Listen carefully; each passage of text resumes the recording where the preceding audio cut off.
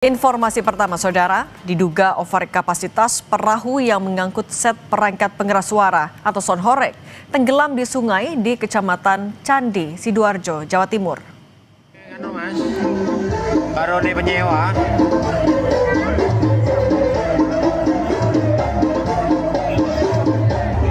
Perahu ini pecah, bos.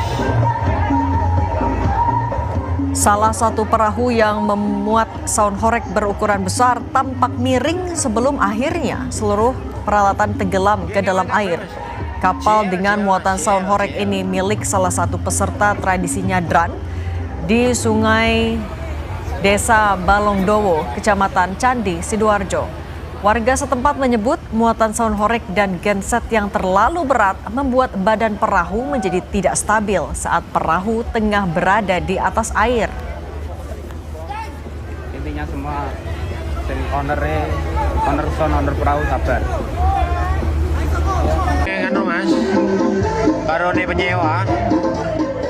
Memang ada acara nyadran. Nah, kejadiannya itu diduga ada kapalnya itu oleng dulu, Mas. Nah, habis itu oleng kan airnya masuk dan itu yang menyebabkan kapal itu tenggelam. Nah, dugaannya tenggelam itu juga karena itu tadi kelebihan muatan. Satu ada sound terus diisi beberapa